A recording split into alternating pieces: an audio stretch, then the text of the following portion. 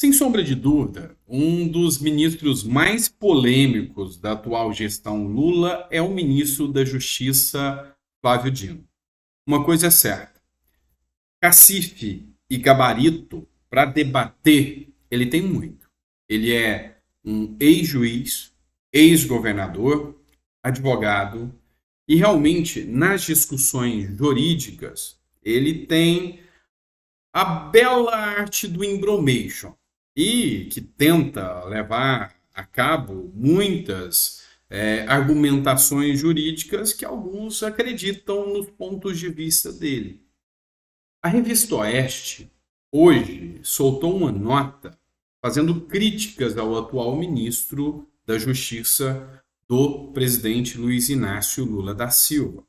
O fato é que o próprio ministro entra em embates até mesmo com outros ministros do governo Lula, cotado até para substituir o Lula, para ser o próximo presidente da República na visão dos esquerdistas. Ele, que auto se declara comunista e tem orgulho disso. A gente vai trazer essa matéria da Revista Oeste, que diz até em KGB do governo, através das mãos do Flávio Dino, e a gente vai colocar alguns comentários sobre essa situação aqui, além de outras pautas que nós vamos discutir aqui também com vocês, tá bom? Então sejam todos bem-vindos, é sempre um prazer estar aqui com vocês. Não esqueça de se inscrever, curtir, compartilhar, é sempre importante ter vocês aqui, tá? E fortaleçam o canal, com 1,5 milhão de seguidores. A gente está aqui, eu sou o Dr. Sandro Gonçalves, sou advogado, jurista, filósofo político, e o nosso intuito aqui é analisar de forma imparcial, entender um pouco mais a política brasileira como ela é. Acho que às vezes a gente põe a nossa opinião, nossa crítica, mas faz parte. Afinal, a gente vive numa democracia, ou, mesmo que relativa, ainda tem o nome de democracia. Para entender um pouco mais, vamos lá. Primeira coisa que eu vou fazer com vocês é trazer a matéria da Revista Oeste, que diz o seguinte: alguns episódios recentes são alarmantes. Há 15 dias, a polícia fez uma ação de busca e apreensão na casa de uma família em Santa Bárbara, no interior do Oeste, em São Paulo. Seus integrantes são investigados por uma suposta agressão verbal ou até física contra o ministro do Supremo Tribunal Federal, Alexandre de Moraes.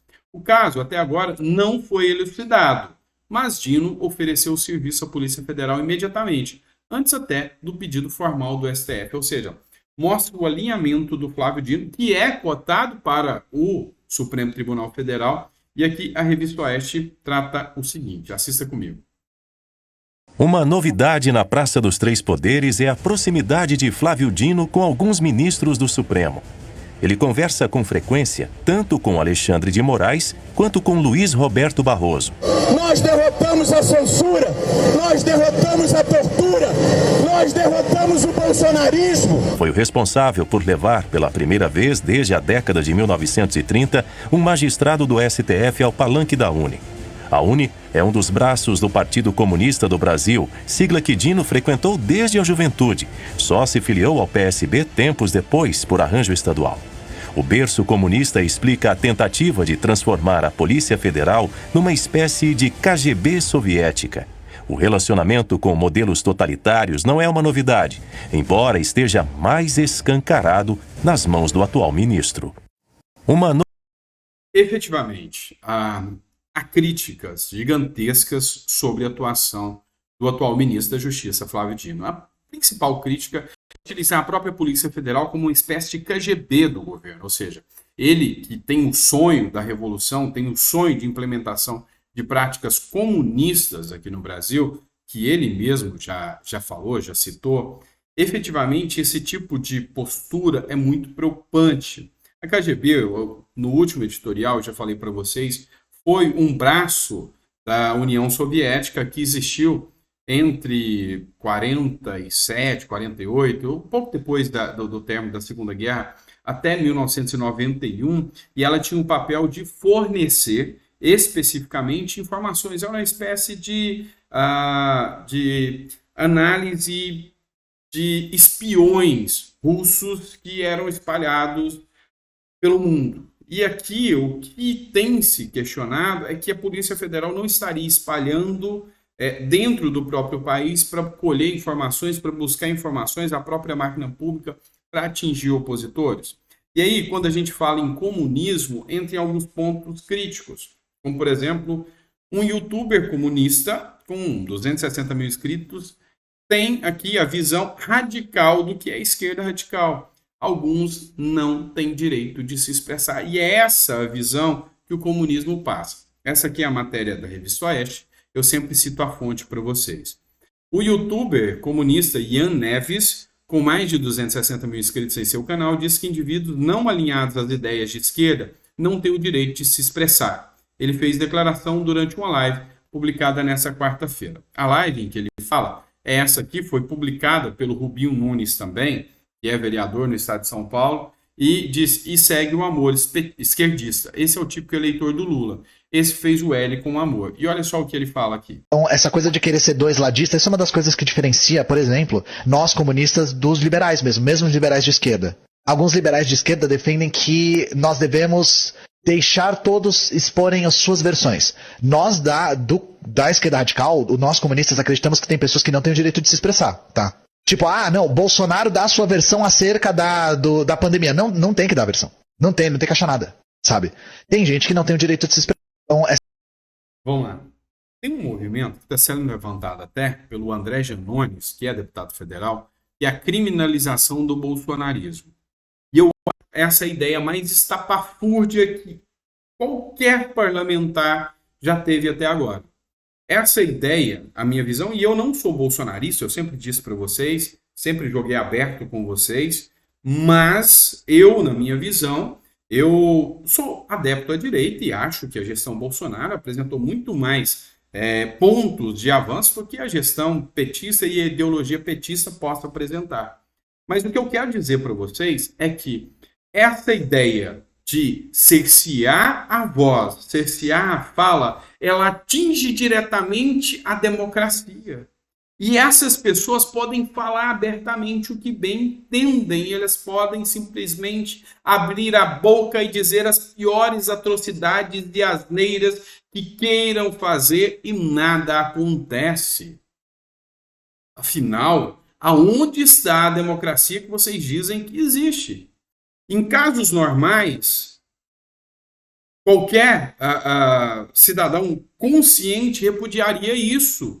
Mas o que acontece? Se um outro de direita fala qualquer coisa que possa ser interpretada diferente, é Ministério Público neles, é ação no STF contra eles. Agora, quem é de esquerda, hoje parece ser blindado, pode defender pena de morte para quem pensa diferente deles e está tudo bem. Pode defender calar aquele que pensa diferente deles. Tudo bem. Ou seja, essa é a mentalidade que eles querem implementar. São pessoas antidemocráticas ao extremo. Isso é ser antidemocrático. Mentirosos. Dizem que ser antidemocrático é ir para a rua se manifestar. Não, isso é expressão da democracia. Ser antidemocrático é dizer que o outro não pode se manifestar. Isso sim. O assessor especial hoje da Dilma defende a pena de morte abertamente para aquele que for contra o comunismo. O ministro da Justiça defende essa bandeira abertamente. E aí vem o questionamento que se você tem um pouco de preocupação em ter liberdade e em ter democracia, entende que não se justifica destruir a democracia em nome da democracia. Meus amigos, abram os olhos. Tem coisa errada acontecendo no nosso Brasil. E eu sei que tem muita gente inteligente, e aqui eu cito outros canais de esquerda que eu cito, que eu gosto, porque eu acompanho os dois lados. Eu, como um democrata, alguém que acredita na democracia, sigo quem é de direita, sigo quem é de esquerda, porque todos têm direito à manifestação. Se não se pode cometer crimes. E um crime contra a democracia, isso aqui sim. Eu diria ao senhor ministro Alexandre de Moraes, isso aqui sim é atentar contra o Estado Democrático de Direito. É dizer que certas pessoas, não têm direito de se manifestar. Isso aqui é violar a democracia, é atentar à democracia, e isso aqui é o que me envergonha ao dizer que esse tipo de gente defende a democracia atacando-a. Não dá para ser assim. Tá? Então, olha só, tanta gente aí da esquerda, vamos citar o Pedro Doria, vamos citar o próprio blog do José, que são canais que fazem a defesa deles, mas enfim, defender esse tipo de pauta, eu sei que eles não defendem. Tem muitos por aí, enfim, isso não dá para defender. E enfim, se fosse um país sério, esse cara seria instado a prestar depoimento na Polícia Federal. Enfim, só não sei se o país efetivamente é sério. Coloquei na semana passada para vocês um vídeo de outros influenciadores de esquerda simulando o assassinato do Luciano Hang com um bastão de beisebol. Cadê o Ministério Público? Cadê as próprias plataformas para cancelar o que seja, né? Porque quando é de direita tem que fazer isso, e por que não de esquerda? Enfim, acho que a nossa democracia efetivamente sofreu um golpe. Eles só não contaram para vocês como que esse efetivo golpe se deu. Dando liberdade para que esse tipo de pessoa aqui possa dizer isso e não responda. Ele tem que ter a liberdade, sim, de falar o que ele quiser. Ele tem que ter a liberdade de falar. Só que, desde que ele fale e não impeça o outro de falar. E aí, cada um que responda por aquilo que falou. Mas dizer que algumas pessoas não têm direito de se manifestar, aí, meu amigo, foi longe demais, né? Abraço, pessoal. Até o próximo editorial.